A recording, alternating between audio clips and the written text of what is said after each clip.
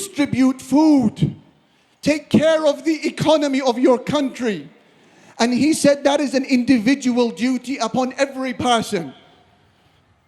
Distribute food.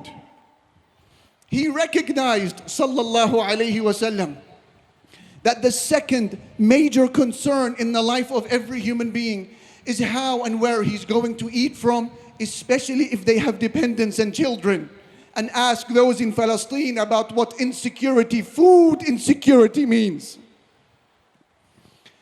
And our religion is so sympathetic to those who are hungry that it will allow you to delay your prayer if the food you want is now available. Allahu Akbar, how merciful is our Maker.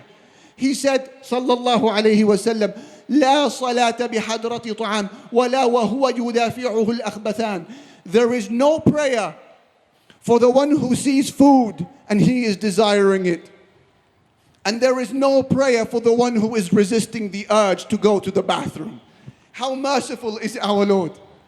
Food. أطعموا الطعام. Distribute food, he said. And notice how the Prophet sallallahu alaihi wasallam does not tell us where the food is going to come from. That was not a matter of prophetic concern. It is as if he is saying, just distribute the food, Allah will provide. This is the mentality of abundance of the Prophet sallallahu alaihi wasallam, as opposed to the mentality of scarcity. The mentality of scarcity suggests that there isn't enough good to go around in the world. And therefore, if you want something, it has to come at the expense of somebody else. And therefore, you have to compete as opposed to collaborate. And you have to hoard as opposed to sharing. This wasn't the mentality of the Nabi sallallahu alaihi wasallam. His mentality was the abundance mentality. That there is enough to go around. Allah will provide for everybody on condition that the food is passed round from door to door, from hand to hand.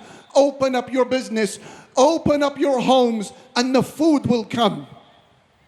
So what does it mean for the people of Zanzibar to distribute food? We asked this question for the third time. Here are some suggestions for you.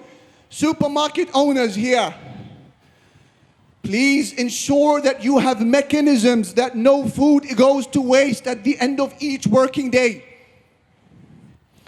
Shop owners, please do the same.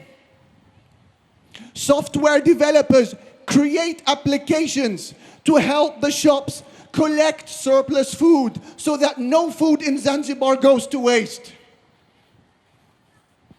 Businessmen, consider getting in touch with your local masjid and tell them, we want to sponsor a tailoring course, a carpentry course, a food processing course, so that we will employ the finest of people with the finest of skills from the finest of destinations. Distribute food. Consider learning the Islamic mechanism of waqf. Every Muslim family here in Zanzibar should have a waqf to its name, a permanent charity that continues to serve you hasanat even after you have passed away.